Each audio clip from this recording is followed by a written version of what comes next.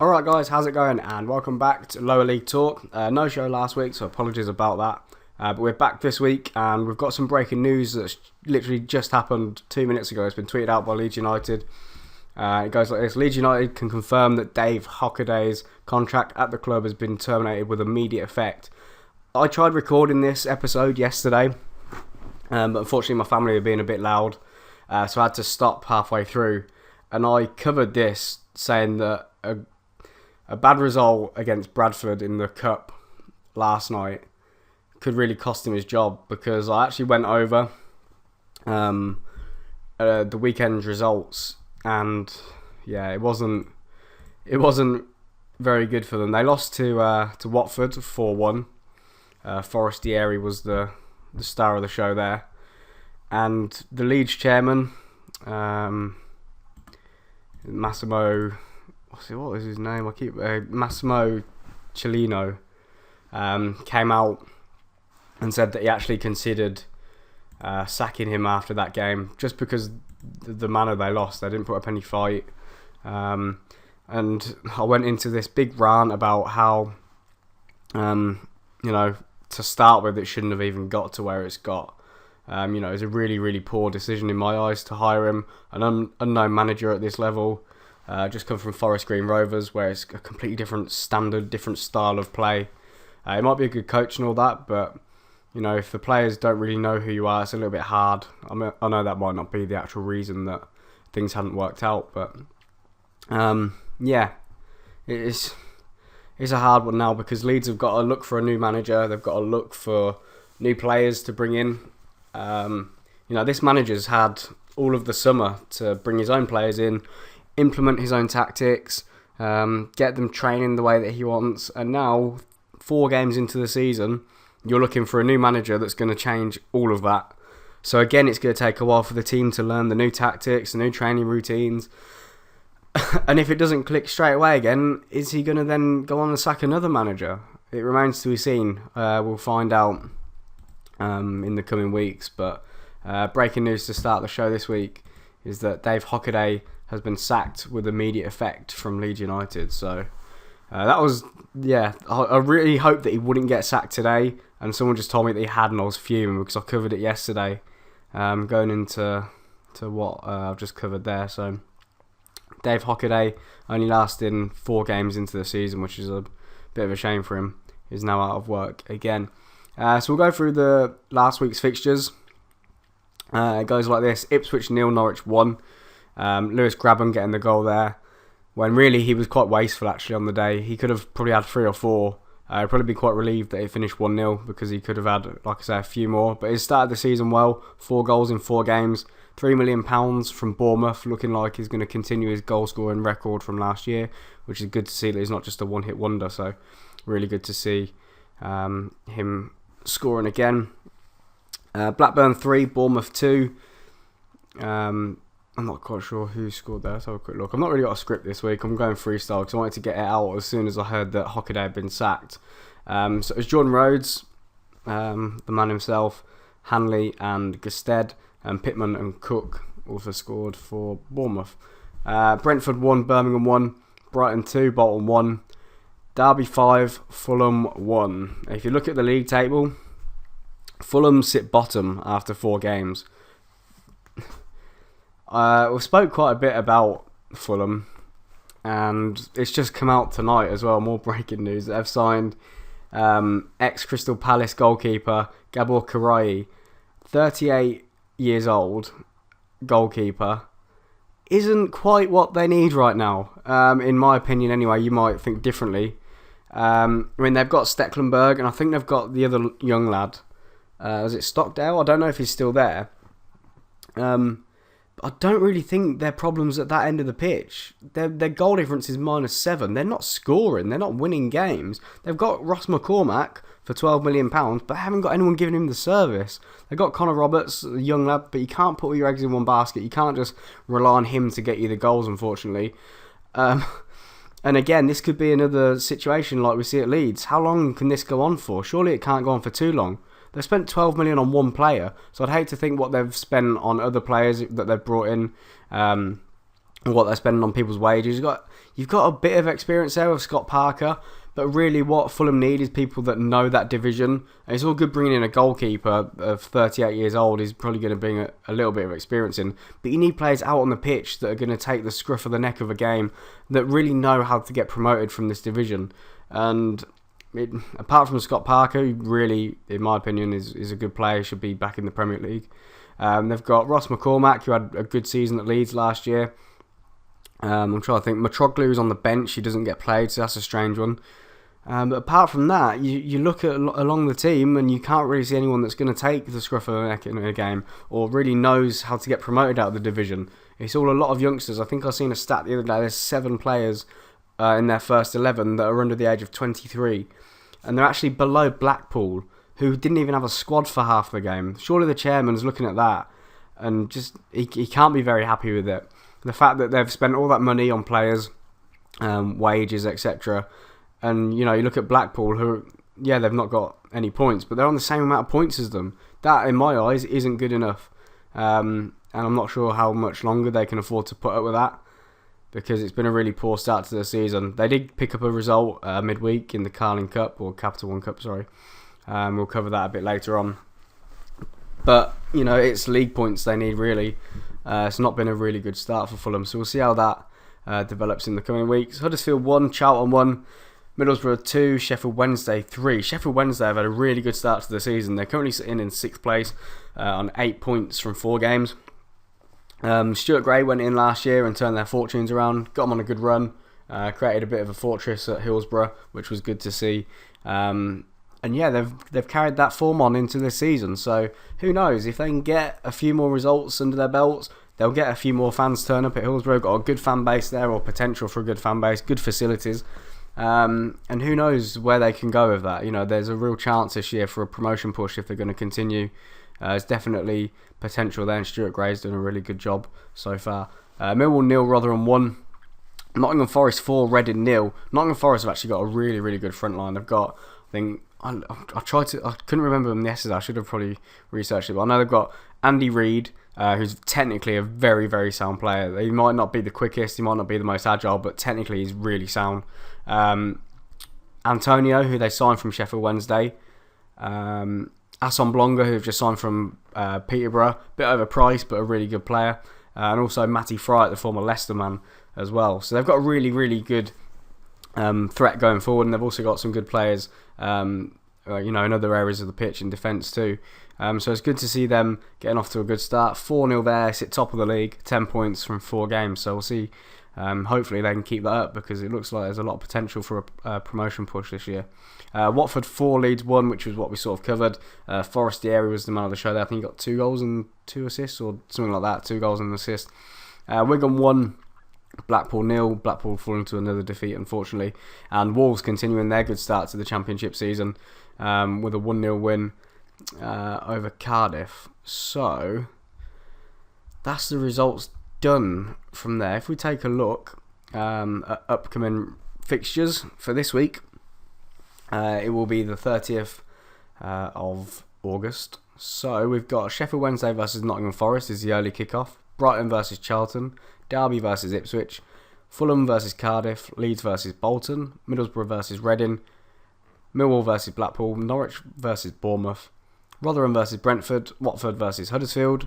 Wigan versus Birmingham, and Wolves versus Blackburn. I'm going to do a little bit of transfer news now. I'm going to just have a look on probably BBC Sport actually, and just go through some transfers, just a little sort of, I guess you'd call it a news report, but it's something that I'm looking to do a bit more in depth, sort of break the show up into little sections. So as already mentioned, Fulham have signed ex-Crystal Palace keeper Gabor Kiraly for an undisclosed fee from 1816 Munich.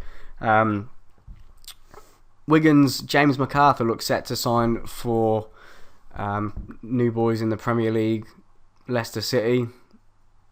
So he looks like he's on his way. It's not been confirmed yet, but it's heavily rumoured that he's on his way there. Troy Deeney has signed a new 4-year deal at Watford. He's been their top goal scorer now for the last few years. Anyone remember that a few years ago in the playoffs, he scored that vital goal against Leicester in the last minute. Absolutely brilliant to see. So Any other transfer news I'm missing? Derby have signed Ryan Shotton on loan from Stoke, which is a good signing actually. Big lad, very physical. So yeah, that's a good signing for them. I'll go into this a little bit more in depth, but that's just a quick overview that I can see here. So that's the Championship done, I think. Any other topics you want me to cover about Championship clubs, let me know who you support down in the comment section if you're watching on YouTube. It's still not out on iTunes yet, but it will be in the future. So yeah, let's take a look at the fixtures or results from last week. So we've got Barnsley 4, Gillingham 1, Bradford 0, Peterborough 1, Colchester 0, Doncaster 1, Fleetwood 0, Chesterfield 0, Leyton Orient 0, Walsall 0, MK Dons 0, Coventry 0, Port Vale 0, Notts County 2, Preston 1, Oldham 0, Rochdale 1, Bristol City 1, Sheffield United 1, Crawley 0, Swindon 2, Crewe 0, and Yeovil 1, Scunthorpe 1. We'll come on to MK Dons a little bit later on, as I had a really good result midweek in the Capital One Cup. But the main talking point from League One this week, or from the week just gone, because we missed a week, is that Coventry City are going to be moving back to the Ricoh Arena. For anyone that doesn't know, the last season they were at Northampton playing their games at Sixfields, and it broke last week that they finally paid off their debts to I think it was to the Ricoh Arena, I think. Yeah, and they're set to play their first game on the 6th of September, which actually means that now they've stopped playing at Northampton because that's their next home game. It will be there. I suppose it's good for Coventry, really good for them to finally get back home. But from a Northampton point of view, from a fan's point of view, thank God they've gone back, because I think some of their fans are very embarrassing. The way they've gone about the whole situation, to me, has been a massive insult to my club. You know, they've come all the way over here. You know, fair play to the fans that actually have gone in and supported their club. You know, massive respect for you for still following your club. You've tried putting the finances back in, because basically what happens, if you don't know, is Coventry, I think, couldn't afford their rent. I mean, I might be wrong on this. This is just my understanding. No one actually seems to know exactly what's going on. It's a bit of a shambles, really. Coventry couldn't afford to pay their rent at the Ricoh Arena, which meant they ended up owing the Ricoh a lot of money. And their owners refused to pay it, or couldn't pay it. So they moved to Northampton because they were the closest and only club that would actually have them. The other closest was Nuneaton, who offered to have them. And obviously the facilities at Nuneaton aren't great. Northampton's not great, but they're being improved as we speak at the minute. But they're better than Nuneaton's, I'm 100% sure of that. So they've been playing here, although it's not in Coventry, it's not close, it's not a million miles away, it's 30 miles. It takes, 20, 25 minutes, half an hour in a car. I know people that travel longer than that to go to a home game at Northampton. They come from Manchester, they come from Essex, they come from all over the place to watch their club. It doesn't matter where you're playing, really, as long as it's not, like I say, 100 miles away. But yeah, to me, the way that the fans went about it was just ridiculous. They came here because basically the way it worked was they get to keep, they pay the rent to Northampton and they keep the rest. Whereas at the Ricoh, they're having to pay for everything else, the facilities, the lot. Whereas we were putting all the staff on for them, as they would normally. They were paying the rent and that was it. They were keeping the rest. So they're making profit while they were playing here, which is why they come here, so they could make money to then pay back to the Ricoh to move. And it's worked. I don't see why Coventry fans don't understand this. It's a bit of a shambles to me. And the way they went about it was really embarrassing. They travelled all the way here to protest. If you're going to travel 35 miles, at least get in the ground and support your club.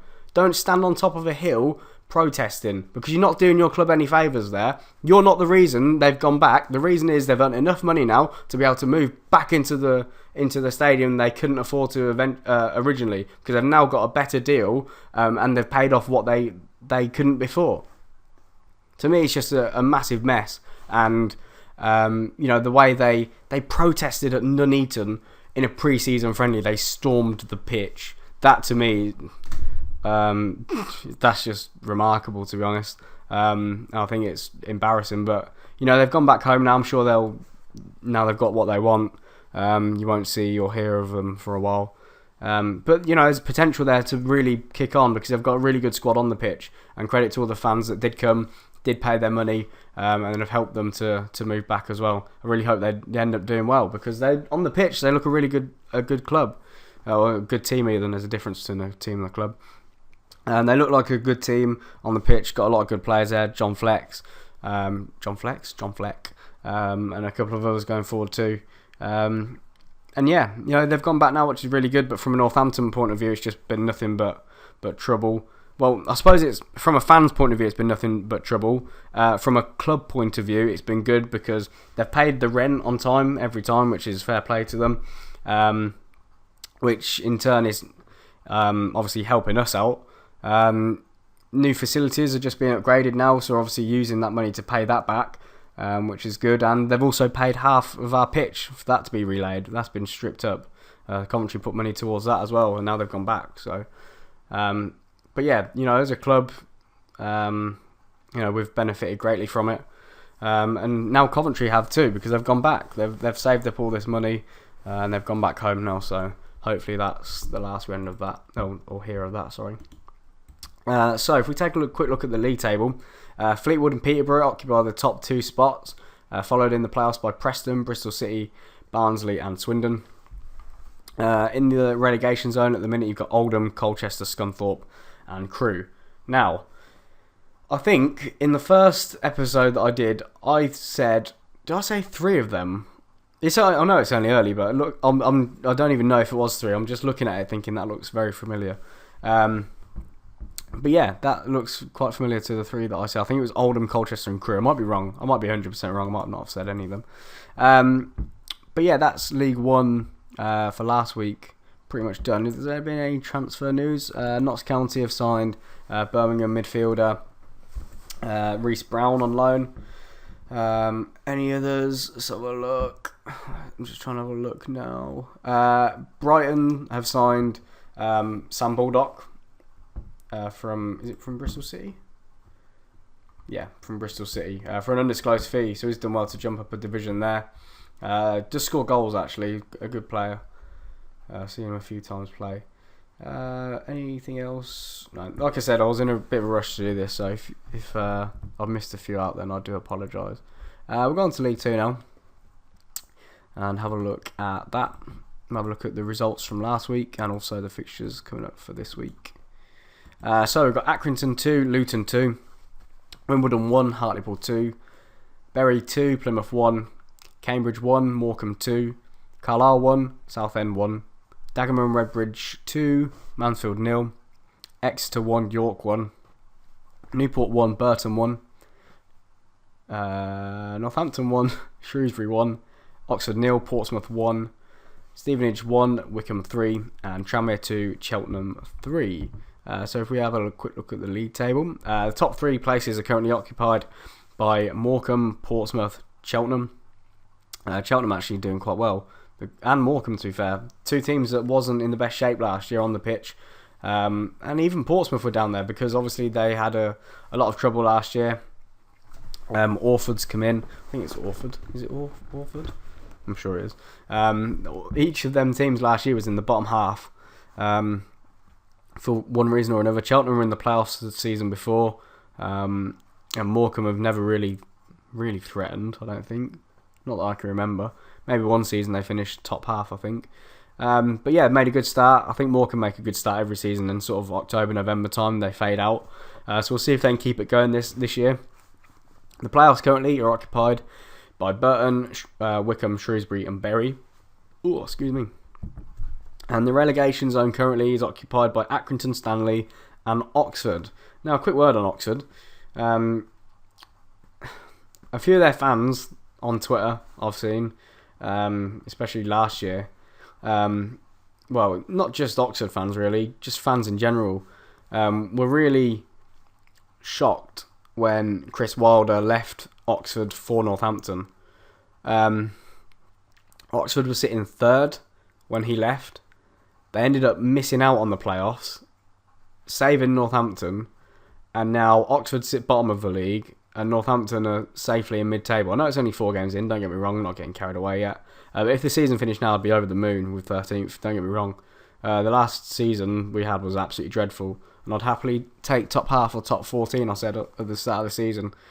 So I'd happily take that. But yeah, for me, Chris Wilder last year was very unfortunate not even to get Manager of the Year, because he took Oxford up to third. They looked dead on certs for promotion at stages. He lost one away game all season, and I think he's only lost twice away with us, which for a team that was 7 points clear of anyone last year is a pretty good record. He lost to Fleetwood last season and Portsmouth this season. So that's a really good record to have. And here he is. He's sitting fifth. Not fifth. He's sitting on 13th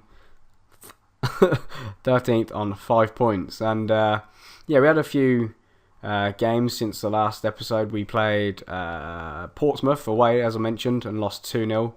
Was it 3-0? I'm sure it was 2-0.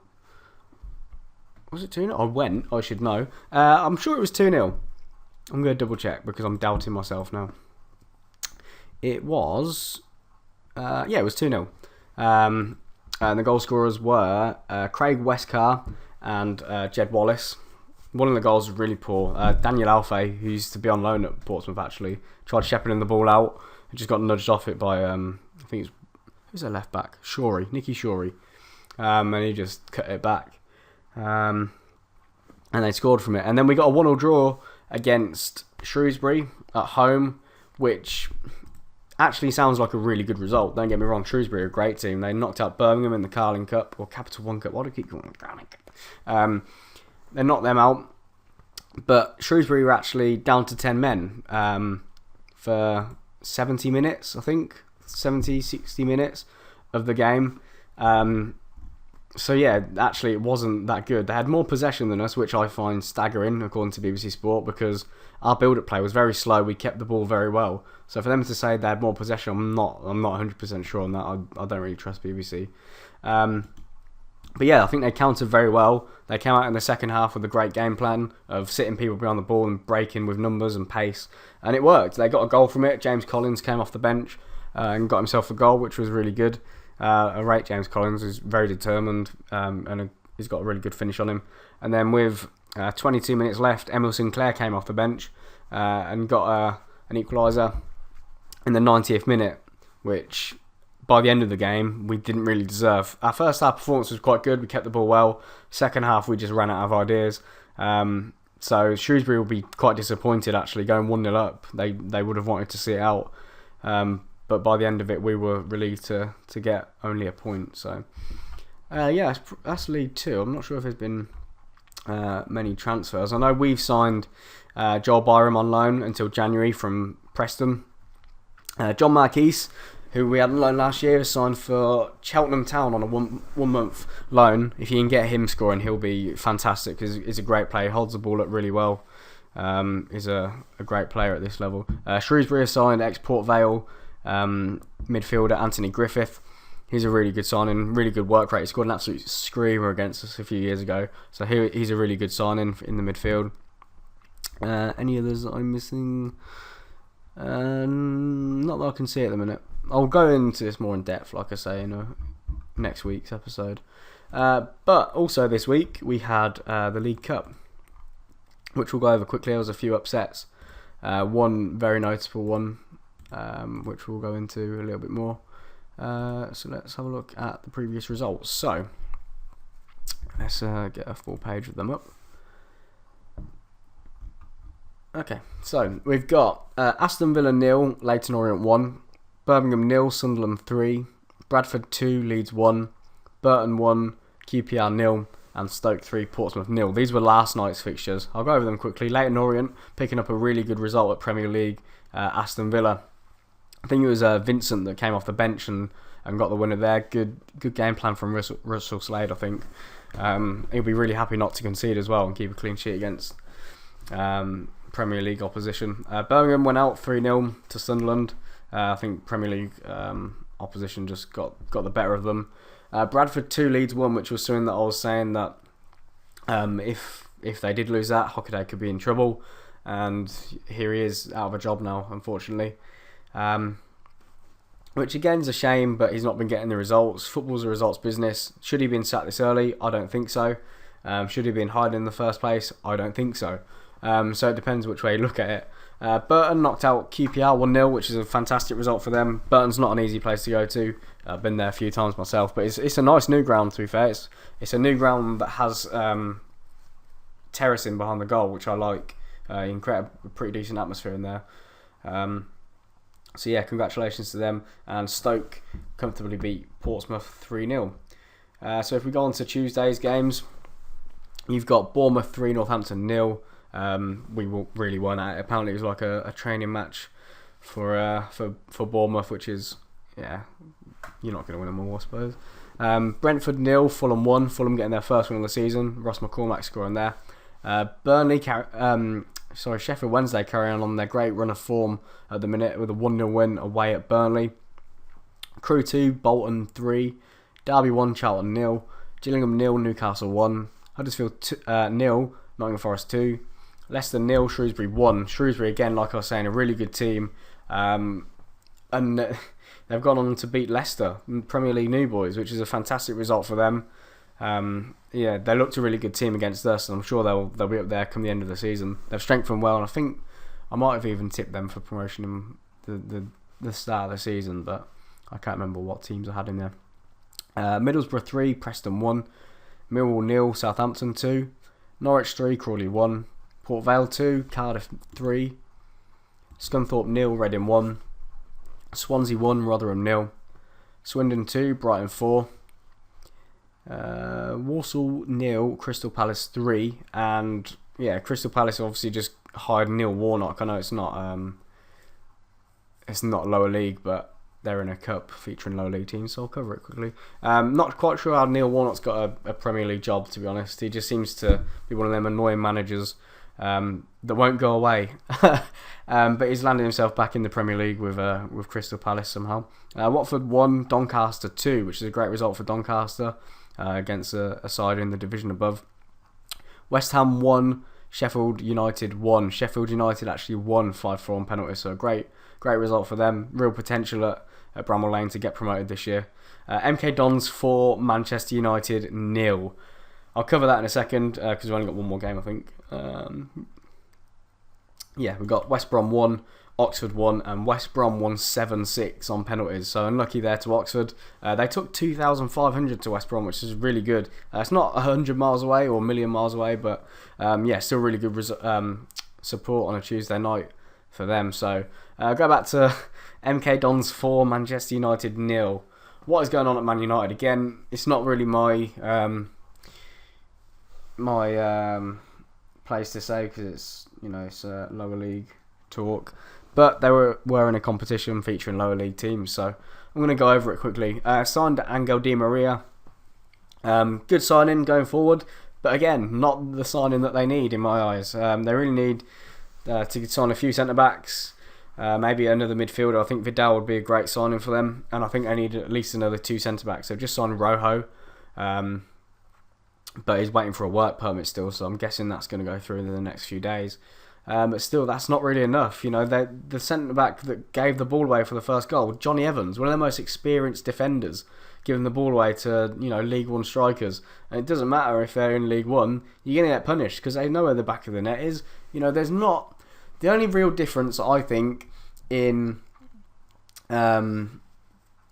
throughout the leagues is you always see upsets every year. It's not coincidence. The real, the differences are really... The tempo of the games are a lot quicker in the Premier League, and the first touch and just a few technical stats. There's not really that much difference. If you can put a squad together of hard-working players that are going to work for each other, you can rise to the top. You've seen it in the World Cup. Players that aren't technically gifted are going on, but because they're working hard for each other, they want to put in a shift. They're working for the shirt and for the badge, and they're going out there and they're giving 100%, which is all you can ask. And if a team doesn't turn up like Man United didn't, even though they're technically better, you're going to get punished by people that work hard, because eventually they're going to put the ball in the net if you keep giving them enough chances. And that's what happened at Stadium MK during the midweek. So congratulations to MK Dons, massive result for them. I don't think they've been given enough credit. It's all been about how bad Man United were, but at the end of the day, there's 2 teams in that game, and MK Dons whether you love them or hate them, I'm personally not a fan of them. But congratulations to them on going through, and we'll see you in the next round. So that's going to pretty much wrap it up for this week, I think. Not as organised maybe this week, but I wanted to get it recorded before my family come back from shopping, because last night I recorded, I got about 25 minutes in and someone started shouting and I was like, fuck this, I'm done, and for a hissy fit. So yeah, I finally got it done. So thank you to everyone that watched. If you could, hit the like button, leave your thoughts down below. You might agree with me, you might not. It's good to hear all of your opinions. That's what football's all about. So leave them down below, and I'll see you all next week. Peace.